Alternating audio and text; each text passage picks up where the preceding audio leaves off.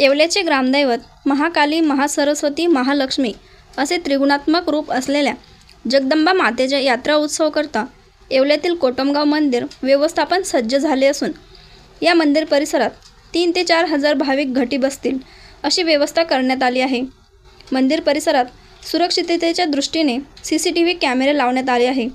तर भाविकांना नवरात्र काळात दर्शन घेता येईल याकरता देवीचे मंदिर 24 तास खुले राहणार असून शेकडो स्वयंसेवकाची व्यवस्था देखील करण्यात आली आहे। भाविकांचं श्रद्धास्थान, नाशिक जिल्ह्याचं वैभव, येवला तालुका या पंचक्रोशीचं आराध्य दैवत आणि या दैवताची यात्रा 3 ऑक्टोबर पासून सुरू होते तर ती 12 ऑक्टोबर 2024 पर्यंत या कालावधीमध्ये संपन्न होत आहे।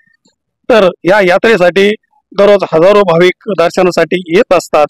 भाविकांची गैरसोय होऊ नये किंबहुना त्यांना दर्शन सहज सुलभ उपलब्ध व्हावं म्हणून ट्रस्टने अनेक उपक्रम हाती घेतलेले आहेत। दर्शन बारी रांग असेल, निवारा शेड आहे, नारळ फोडण्याची स्वतंत्र व्यवस्था आहे।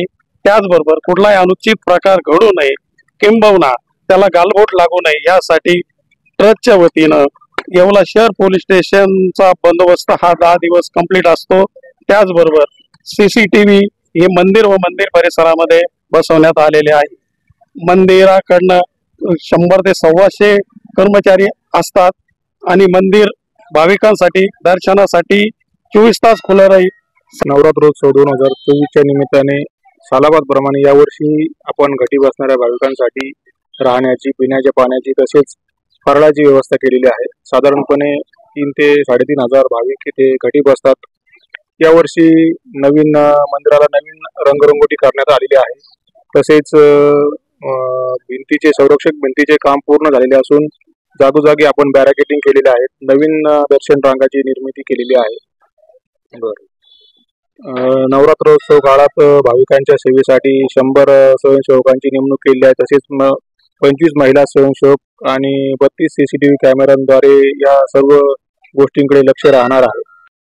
नमस्कार, आज या ठिकाणी जागृत देवस्थान येवला तालुक्यातील कोटमगाव जगदंबा मातेच्या मंदिरामध्ये आपण आलेलो आहोत आणि या ठिकाणी नवरात्र उत्सवाची भव्य अशी तयारी चालू आहे।